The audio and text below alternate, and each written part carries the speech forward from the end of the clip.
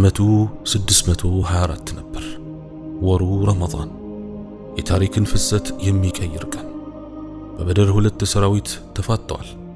በአንድ በኩል 950 ሰዎችን ያቀፈው ሙሉ ትጥቅ የታጠቀው የቁረይሽ ጦር፣ በሌላ በኩል ደግሞ 313 ሰዎች ብቻና በጣም ውስን ትጥቅ ያለው የሙስሊም ሰራዊት። ይህ በግፍ ላይ የፍትህ አቋም ነው። እምነት ወይም ኢማን በክህደት ላይ የቆመበት ነው። የበድር ጦርነት የመጀመሪያው ጦርነት ነበር። የእስልምናን እውነተኛ መንፈስ ያሳየ፣ የእስልምናን የወደፊት ዕጣ ፈንታ የሚቀረጽበት ቀን። እስልምና በታላቅ ድል ይነሳል ወይም ሁሉም ነገር በዚህ የጦር ሜዳ ላይ ያበቃል። ለዚህም ነው የአላህ መልእክተኛ ዓለይሂ ሰላቱ ወሰላም ይህንን ዱዓ ያደረጉት።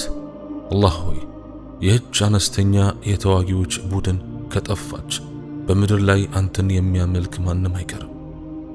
ግን በዚህ የጦር ሜዳ ላይ ምን ሊፈጠር ነበር? ከሁሉም በላይ ደግሞ ነገሮች እንዴት ወደዚህ ደረጃ ደረሱ? እስኪ ትንሽ ወደ ኋላ እንመለስ። ነቢዩ ዓለይሂ ሰላቱ ወሰላም በመዲና የእስልምናን መንግሥት እየገነቡ በነበረበት ወቅት የመረጃ መረብም አቋቁመው ነበር። በከተማዋ ላይ ሊደርሱ ስለሚችሉ ስጋቶች አስቀድሞ መረጃ እንዲደርሳቸው ይፈልጉ ነበር። እንዲሁም ስለ አካባቢው መረጃ ያገኙ ነበር። ከሂጅራ በኋላ በሁለተኛው ዓመት በዚህ የመረጃ መረብ በኩል አንድ ሪፖርት ደረሰ። የመካ ከሃዲያን አንድ ግዙፍ የንግድ ተጓዦች ቡድን ልከው ነበር። በአቡ ሱፊያን ይመራ ነበር። እንዲህ ያለ ትልቅ የንግድ ተጓዦች ቡድን ከዚህ በፊት ታይቶ አያውቅም ነበር። በ1000 ግመሎች ላይ ዕቃዎችን ይዘዋል። አጠቃላይ ዋጋውም 50,000 ዲናር ገደማ ነበር። ይህ እጅግ በጣም ብዙ ገንዘብ ነው። ከንግዱ የሚያገኙትን ትርፍ በሙስሊሞች ላይ ለሚደረግ ጦርነት ዝግጅት ሊያውሉት አቅደው ነበር። እርግጥ ነው ተጓዦቹ የራሳቸውን ዕቃዎች ብቻ ይዘው አልነበረም። የሂጅራን ጊዜ አስታውሱ። ሙስሊሞች በጣም አስቸጋሪ በሆነ ሁኔታ ለመሰደድ ተገደው ነበር። ንብረታቸውን ሁሉ በመካ ትተው ቁረይሾች እነዚህን ዕቃዎች ወስደው ወደ ተጓዦቹ ቡድን በመጨመር ሊሸጧቸው አቅደው ነበር። ሙስሊሞች በአንድ ወቅት በድካማቸው ያገኙትን ሀብት አሁን በጠላት እጅ ወደ ጦር መሳሪያነት እየተለወጠ ነበር። ነቢያችን ዓለይሂ ሰላቱ ወሰላም በምህረትና በፍትህ የተሞሉ ሆነው ሲሰደዱ እንኳን የካፊሮችን ዕቃዎች ስለመመለስ አስበው ነበር። ይህንንም ተግባር ለዓሊ ሰጥተውት ነበር።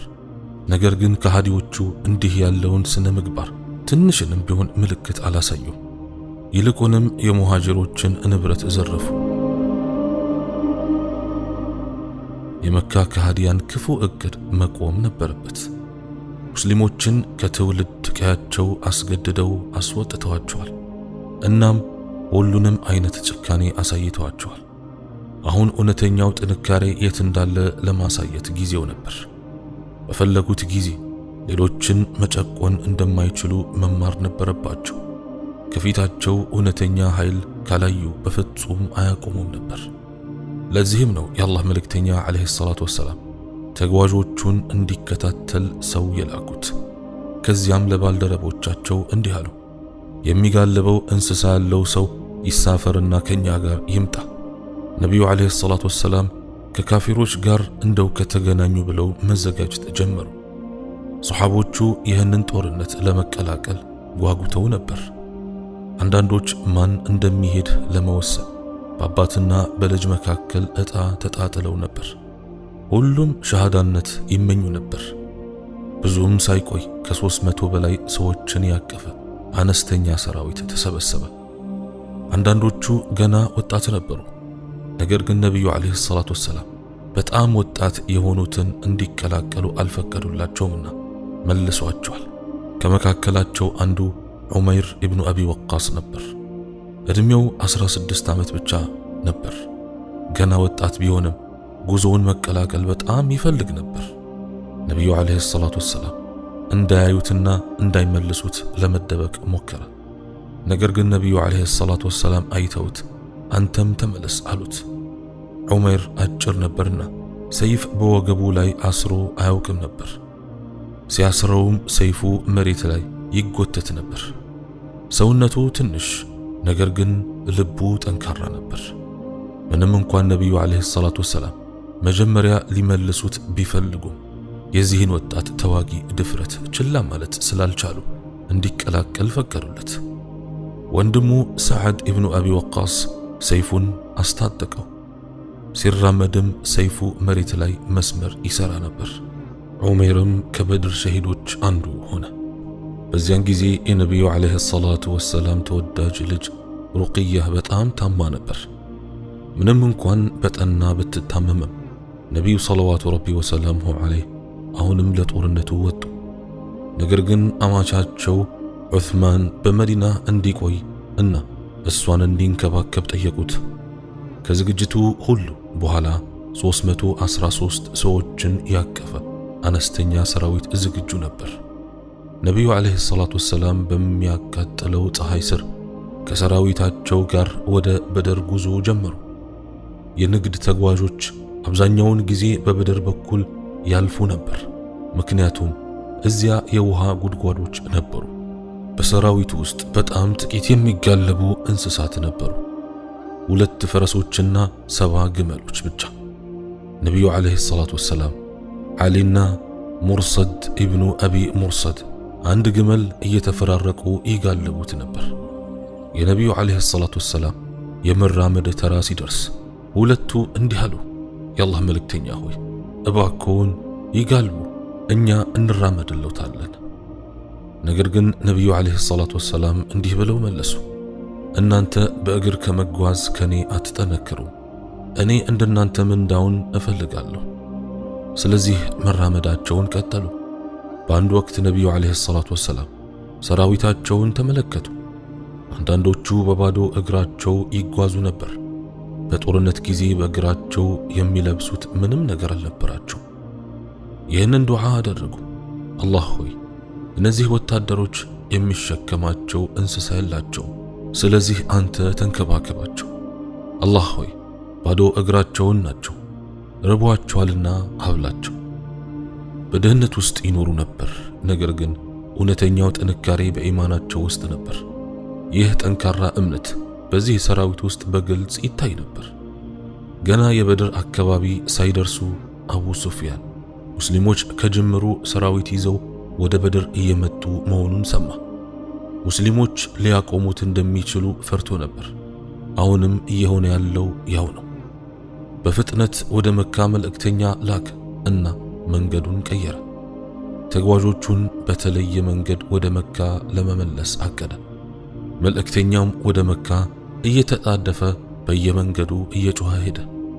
እናንተ ቁረይሾች ሆይ ሙሐመድና ባልደረቦቹ ተጓዦቻችሁን እያጠቁ ነው፣ ሀብታችሁን ሁሉ ታጣላችሁ፣ ፍጠኑና አቡ ሱፊያንን እርዱት። ፍርሃት በመካ ተሰራጨ። እያንዳንዱ ቤተሰብ በዚያ ተጓዦች ቡድን ውስጥ ሀብት ነበረው። በፍጥነት 950 አካባቢ የሚሆኑ ሰዎችን ያቀፈ ሙሉ ትጥቅ የታጠቀ ሰራዊት አዘጋጁ። 100 ፈረሰኞችና 700 ግመሎች። እናም ወደ በድር ጉዞ ጀመሩ። የሰራዊቱ መሪ ከእስልምና ታላላቅ ጠላቶች አንዱ ነበር፣ አቡ ጀህል። አቡ ለሃብ ህመሙን እንደ ምክንያት ተጠቅሞ ጦርነቱን አልተከላከለም። በሱ ቦታ ሌላ ሰው ላክ። የቁረይሽ ጦር በሙዚቃና በከበሮ ታጅቦ ወደ በድር ተጓዘ። ከተወሰነ ጊዜ በኋላ ለአቡ ጀህል መልእክት ደረሰው። የተጓዦች ቡድንህንና ህዝብህን ለመጠበቅ ነው የመጣው። አሁን ተጓዦቹ ደህና ናቸው፣ መመለስ ትችላለህ። መልእክቱ ከአቡ ሱፊያን ነበር። በሰላም መካ ደርሶ ስለነበር ሰራዊቱ እንዲመለስ ፈልጎ ነበር። አብዛኛው ሰራዊት መመለስ ፈለገ። ነገር ግን ሙስሊሞችን የሚጠላው አቡ ጀህል መመለስ አልፈለገም። ወደ 1000 አካባቢ ሰዎችን ያቀፈ ሙሉ ትጥቅ የታጠቀ ሰራዊት ነበረው። ለሱ ይህ ሙስሊሞችን ሙሉ በሙሉ ለማጥፋት ትክክለኛው እድል ነበር። እንዲህም አለ፣ አሁን መመለስ አንችልም፣ ወደ በድር መሄድ አለብን። እዚህ ያለ 3 ቀናት እንቆያለን። ግመሎችን አርደን እንበላለን፣ ወይን እንጠጣለን። እናም ከባሪያ ሴቶቻችን በሚዘፈኑ ዘፈኖች እንደሰታለን። የአረብ ጎሳዎች እኛን ለማየት ይሰበሰባሉ። ከዛሬ ጀምሮም ይፈሩናል። ሰራዊቱን አሳመነ፣ እነሱም ጉዞአቸውን ቀጠሉ። ነቢዩ ዓለይሂ ሰላቱ ወሰላም ተጓዦቹ መካ መድረሳቸውን ሲሰሙ እናም አንድ ትልቅ የጠላት ጦር ወደ በድር እየመጣ መሆኑን ሲያውቁ ተገረሙ። እንዲህ ያለውን እርምጃ አልጠበቁም ነበር። ስለዚህ ሁኔታውን እንደገና ለመወያየት ሶሓቦችን ሰበሰቡ። ከሙሃጅሮቹ አንዱ ሚቅዳድ ኢብኑል አስወድ ተነስቶ እንዲህ አለ፣ የአላህ መልእክተኛ ሆይ የበኒ እስራኤል ህዝቦች ለሙሳ እንዳሉት አንልህም። አንተና ጌታ ሄዳችሁ ተዋጉ፣ እኛ እዚህ እንቀመጣለን አንልም። አይደለም፣ እስከ መጨረሻው ከእርሶ ጋር እንዋጋለን። ጌታ ያዘዘህን ሁሉ አድርግ፣ እኛ እንከተልሃለን። እነዚህ ቃላት ነቢዩን ዓለይሂ ሰላቱ ወሰላም በጣም አስደሰቷቸው። ነገር ግን ከአንሳሮችም መስማት ይፈልጉ ነበር። ምክንያቱም በዐቀባህ ቃል ኪዳን ጊዜ በመዲና ውስጥ እሳቸውን ለመጠበቅ ቃል ገብተው ነበር። አሁንም ይጠብቋቸው ይሆን? ሰዓድ ኢብኑ ሙዓዝ ተነስቶ እንዲህ አለ፣ የአላህ መልእክተኛ ሆይ ምናልባት እኛን ማለቶት ይሆን? ከዚያም ቀጠለ፣ የአላህ መልእክተኛ ሆይ በአንተ አምነናል፣ መልእክትህንም አረጋግጠናል። ያመጣኸው ነገር እውነት መሆኑን እንመሰክራለን። ለመስማትና ለመታዘዝ ቃል እንገባለን። ስለዚህ የታዘዝከውን አድርግ፣ በፍጹም አንተውህም።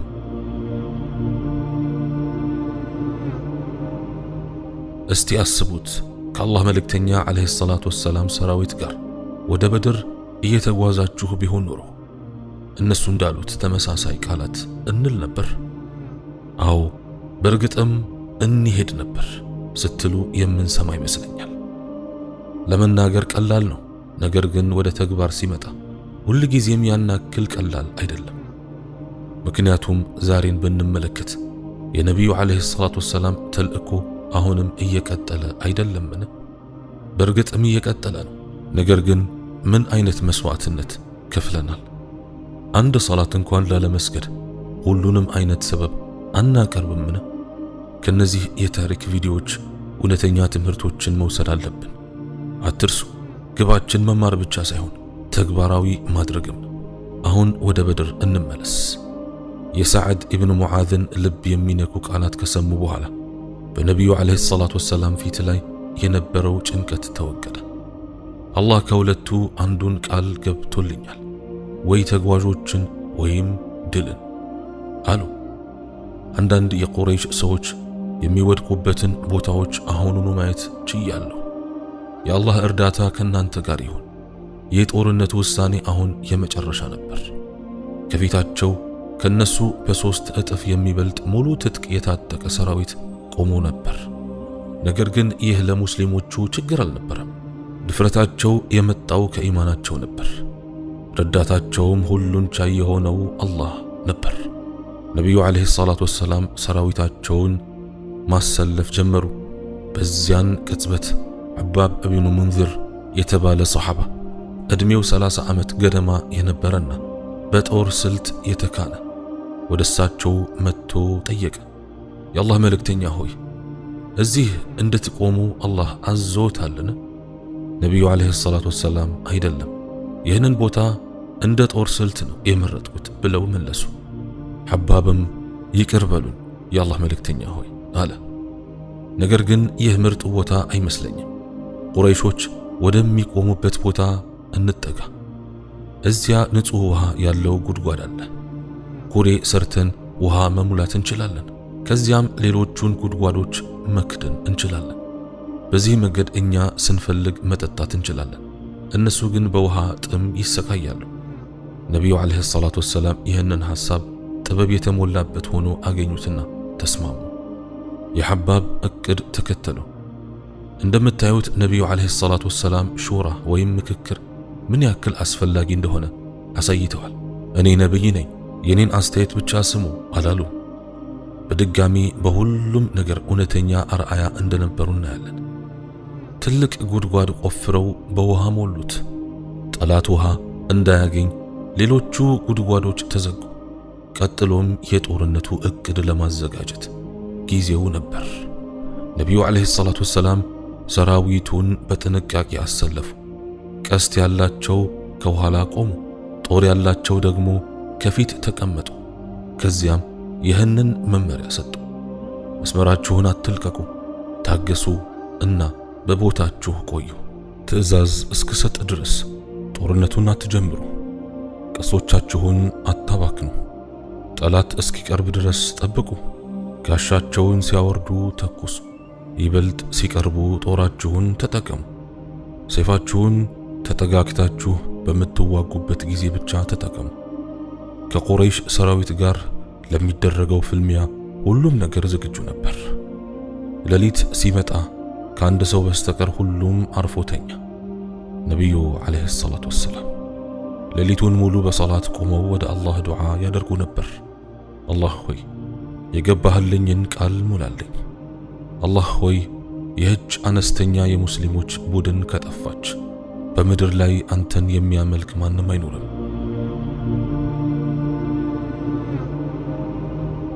ይህ ጥልቅ ጸሎት መለኮታዊ መልስ አገኘ። ይህም በሱረቱል አንፋል ምዕራፍ 8ና 9 ላይ ይገለጣል። ጌታችሁን ለእርዳታ ስትጠይቁትና እሱም ሲመልስላችሁ አስታውሱ። እኔ በሺህ መላእክት አንዱ ካንዱ በኋላ እየመጡ እረዳችኋለሁ አለ። አዎ አላህ እነዚህን ጥቂት ደፋር ሙስሊሞች ብቻቸውን አይተዋቸውም ነበር። በማይታዩ ሰራዊቱ በመላእክት ደገፋቸው። በመጨረሻም የጦርነቱ ቀን ደረሰ። የካፊሮች ጦር የበድር ሜዳ ሲደርስ ባዩት ነገር ደነገጡ። ሙስሊሞች ቀድመውኑ ስልታዊ ቦታውን ይዘውት ነበር። ነገር ግን በብዛታቸው ምክንያት ቁረይሾች በፍጥነት እንደሚያሸንፉ አስበው ነበር። በካፊሮች ጦር ውስጥ 950 ተዋጊዎች ነበሩ እና 313 ሙስሊሞች ብቻ ነበሩ። የቁጥር ልዩነቱ ግልጽ ነበር። ቁረይሾች ቁሳዊ ኃይል ነበራቸው፣ ነገር ግን በመንፈሳዊ ሁኔታው ፍጹም ተቃራኒ ነበር። ከአንድ ወገን ተክቢራ ይሰማ ነበር፣ አላሁ አክበር። በሌላ በኩል ደግሞ ከበሮና ዘፈኖች ነበሩ። አንዱ ሰራዊት ጭቆናንና ግፍን ለመዋጋት ቆሞ ነበር፣ እውነተኛ ጥንካሬ ከአላህ እንደሚመጣ እያወቀ። ሌላኛው ሰራዊት ደግሞ ደም ለማፍሰስና የበለጠ ግፍ ለመፈጸም ብቻ ይዋጋ ነበር። የካፊሮች መሪ ዑትባህ ኢብኑ ረቢዓ ወደፊት ወጣ። ከወንድሙ ሸይባህ ኢብኑ ረቢዓህና ከልጁ ወሊድ ጋር። ይህ ሙባረዛ ተብሎ የሚጠራ የባህል አካል ነው። ከዋናው ጦርነት በፊት የሚደረግ ፍልሚያ ሲሆን 1፣ 2 ወይም 3 ሰዎች ከየወገኑ መጀመሪያ ይዋጋሉ። ከዚያም ሙሉ ጦርነቱ ይጀምራል። እነዚህ ሦስቱ ከመካ የኡመያህ ቤተሰብ ናቸው።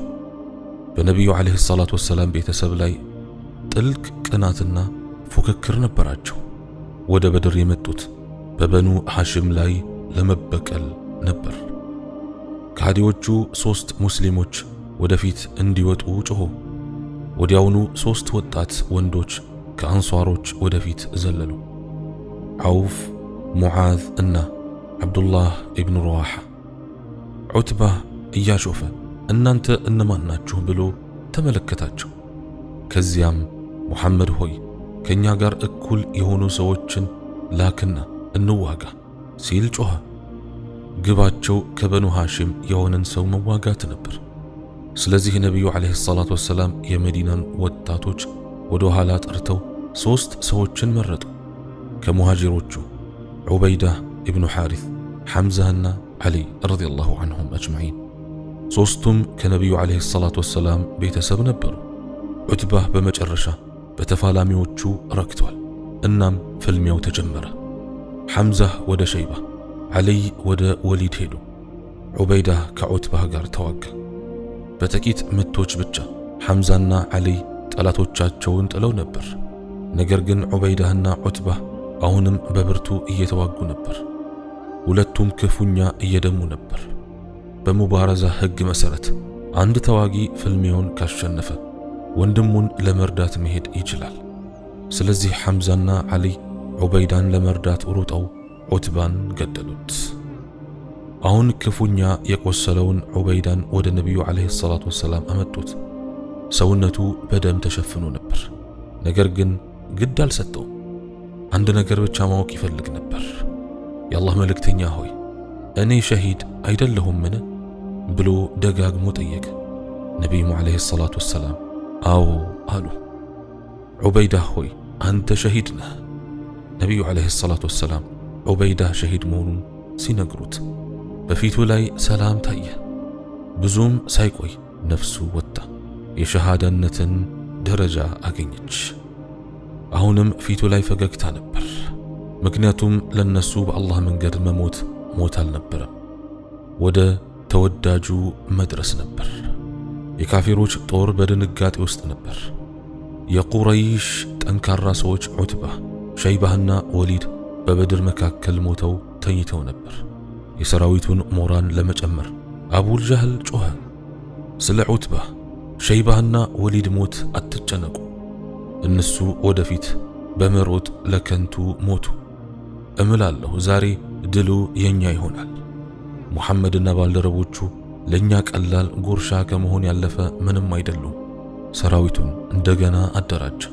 አሁን ፍልሚያዎቹ ስላበቁ እውነተኛ ጦርነት ተጀመረ። የማጥቃት ትዕዛዝ ሲሰጥ ሁለቱም ሰራዊት እርስ በርስ ተጋጩ። ጦርነቱ በሙሉ ኃይል ተጀምሮ ነበር። የአላህ መልእክተኛ ዓለይሂ ሰላቱ ወሰላም ከኋላ አልቆሙም ነበር። ለባልደረቦቹ ድፍረት እየሰጡ ከፊት ይዋጉ ነበር። እኔ ነብይ ነኝ፣ እናንተ ተዋጉ አላሉ። ከነሱ ጋር ነበሩ፣ በቃልና በተግባር እያነሳሷቸው። ጀግንነታቸው በጣም ጠንካራ ከመሆኑ የተነሳ በኋላ ዓሊይ እንዲህ አለ፣ በዚያን ቀን በጣም ደፋሩ፣ በጣም ጀግናው እርሳቸው ነበሩ። ከነቢዩ ዓለይሂ ሰላቱ ወሰላም የበለጠ ለጠላት የቀረበ ማንም አልነበረም። ሐምዛ፣ ዓሊይና ዑመር ከፊታቸው ያለውን ጠላት ሁሉ እየመቱ ነበር። ሰይፋቸው የጠላትን ሰልፍ እየሰነጠቀ ነበር። ሰሓቦቹ በሙሉ ኃይላቸው አጠቁ። በዚያን ቀን በጦር ሜዳ ከነበሩት አንዱ አቡል በኽተሪ ኢብኑ ሂሻም ነበር። ስሙን ታስታውሳላችሁን? መካ ውስጥ ሙስሊሞች ማዕቀብ ሲደረግባቸው ማዕቀቡን ከተቃወሙት 5 ሰዎች አንዱ ነበር። በተለያዩ የመንገዱ ክፍሎች ቆመው ሕዝቡ ግፉን እንዲያቆም ጠርተው ነበር። አቡል በኽተሪ ማዕቀቡ እንዲያበቃ ከነበሩት ምክንያቶች አንዱ ነበር።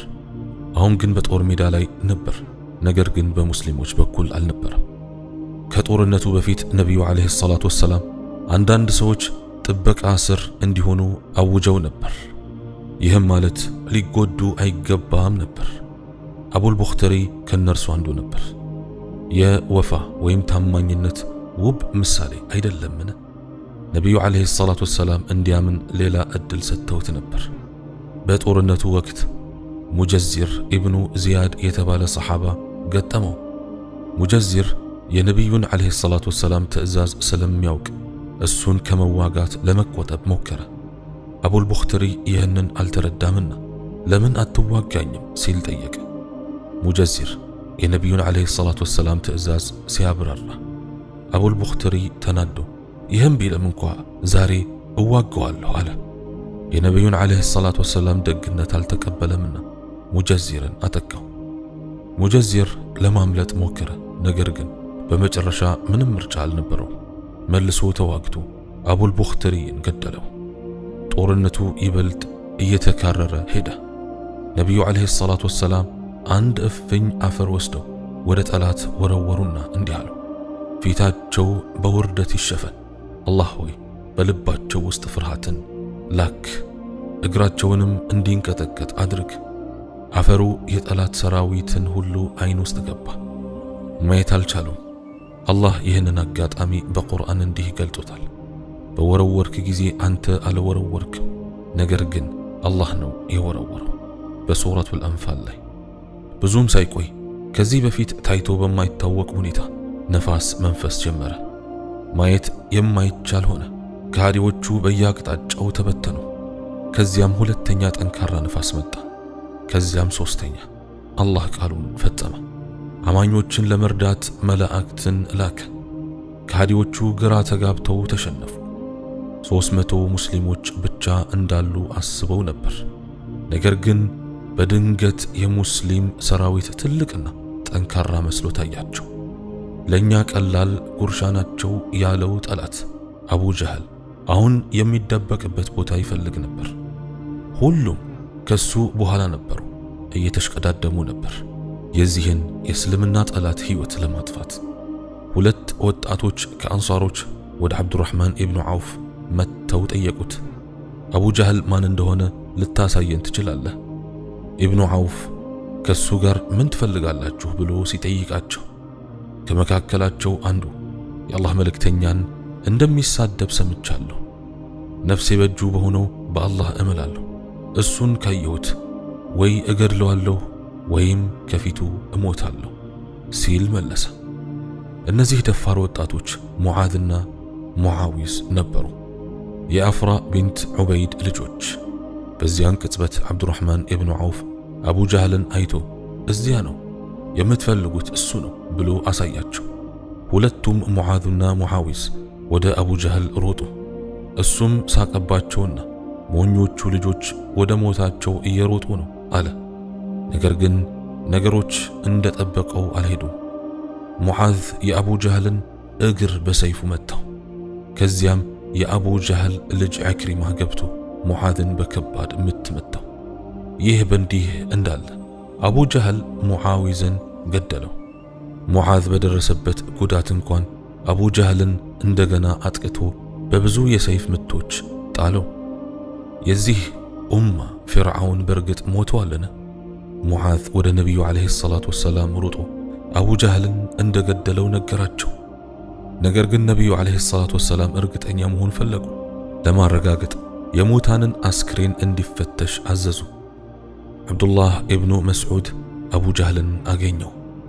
አሁንም በሕይወት ነበር፣ ለመተንፈስ እየታገለ።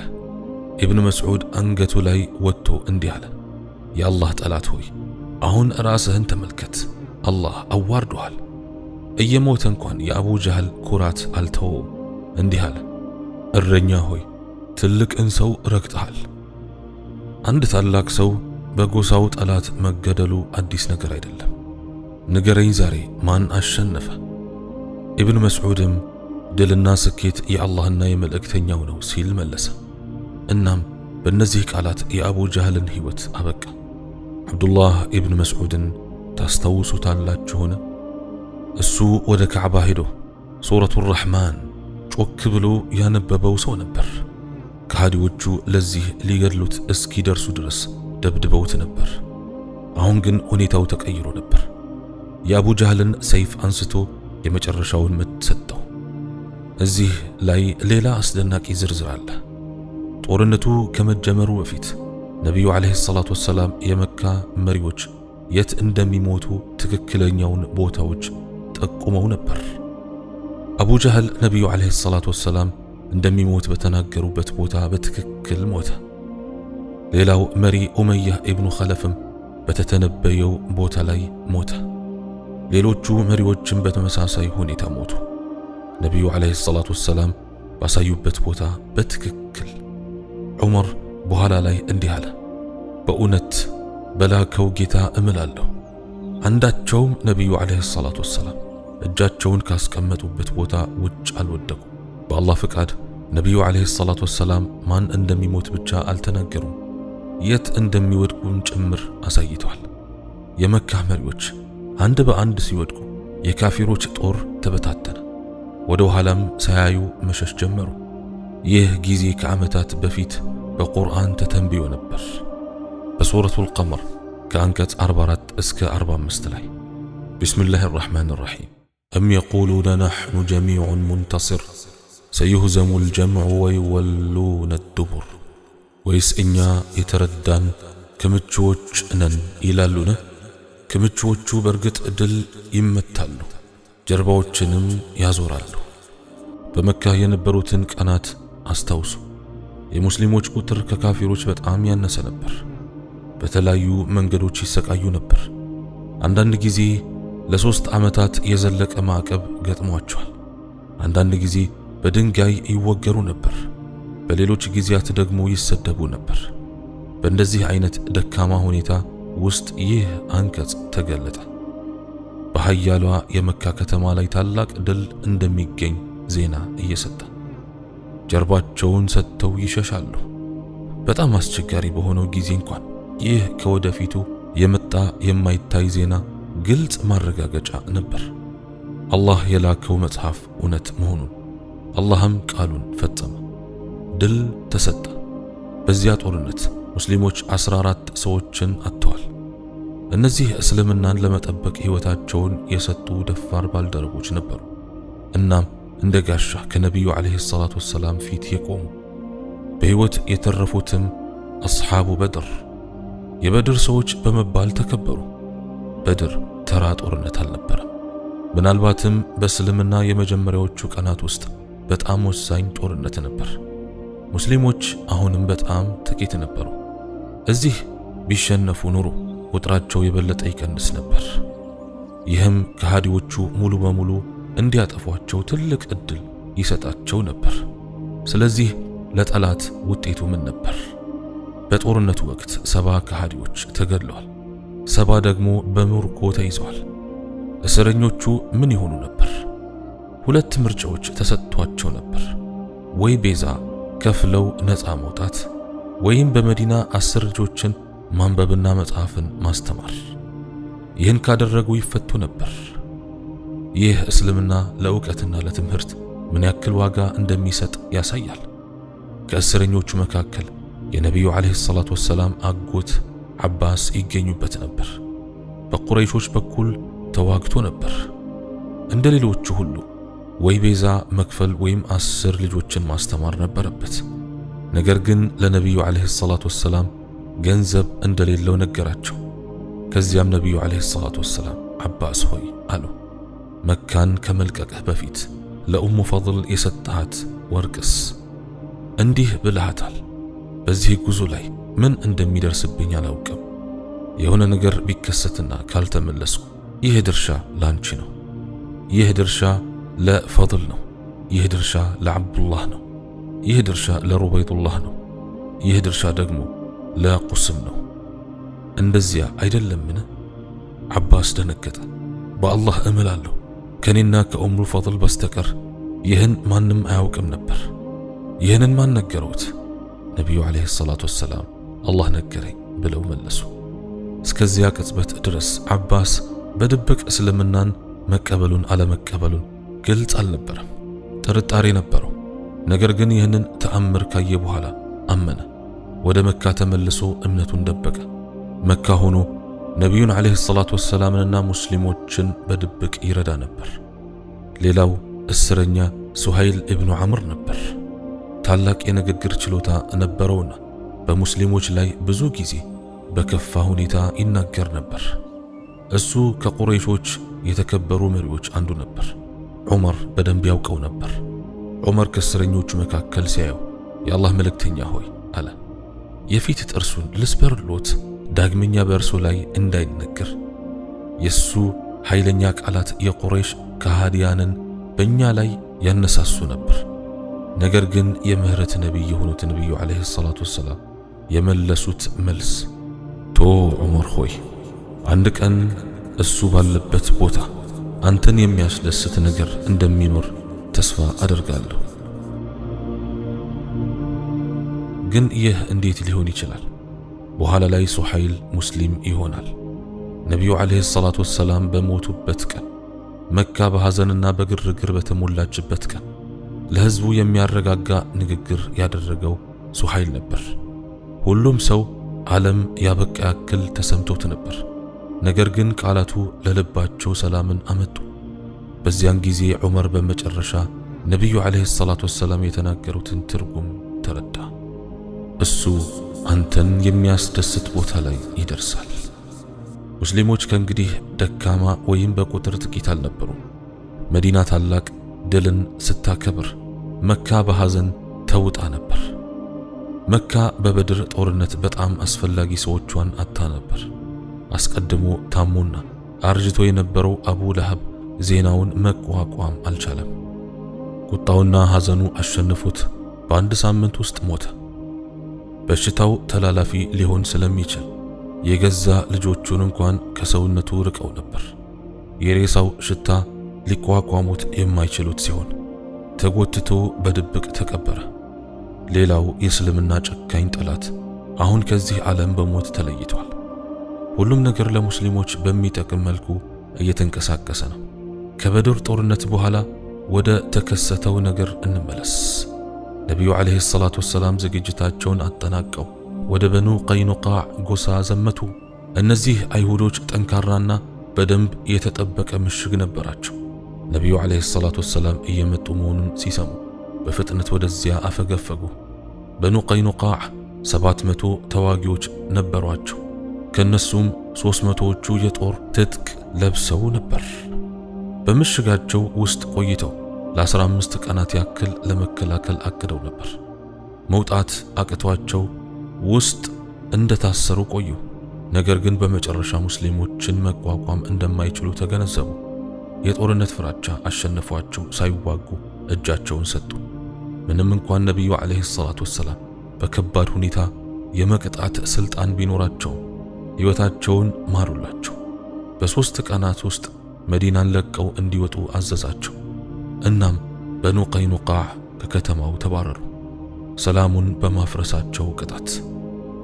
ይህ ሁሉ በመዲና እየተከሰተ ባለበት ወቅት በመካ አዳዲስ እንቅስቃሴዎች ተጀመሩ። የቁረይሽ መሪዎች በበድር ከተገደሉ በኋላ አቡ ሱፊያን የመካን አመራር ተረከበ። ቁረይሾች በበቀል ፍላጎት ይቃጠሉ ነበር። አቡ ሱፊያን ለመበቀል ማለ። 200 ፈረሰኞችን ሰብስቦ መዲና አቅራቢያ መጣ። እዚያም ከአንዳንድ የአይሁድ ጎሳዎች ስለ ሙስሊሞች መረጃ ወሰደ። ከዚያም ዑረይዝ የተባለውን የመዲና አካባቢ አጠቃ። 2 ቤቶችን እና አንዳንድ የዘንባባ ዛፎችን አቃጠለ። 2 ሙስሊሞችንም ገደለ። 200 ሰዎችን ያቀፈ የሙስሊም ጦር ወደሱ እየመጣ መሆኑን ሲሰማ በፍጥነት ሸሸ። በሱ አእምሮ ይህ ትንሽ ድርጊት በቀል ነበር። ነገር ግን ቁረይሾች ከመርካት የራቁ ነበሩ።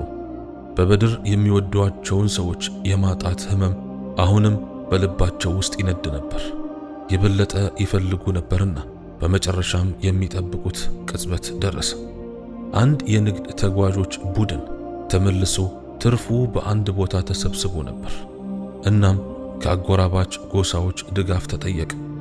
ለትልቅ ወታደራዊ ዘመቻ እቅዶች በጥንቃቄ ተዘጋጁ። ቁረይሾች የ3000 ሰዎችን ጦር እያዘጋጁ ነበር። አስቸጋሪና ህመም የተሞላበት ጦርነት እየመጣ ነበር። በዚህ ጦርነት ምን ይፈጠር ይሆን?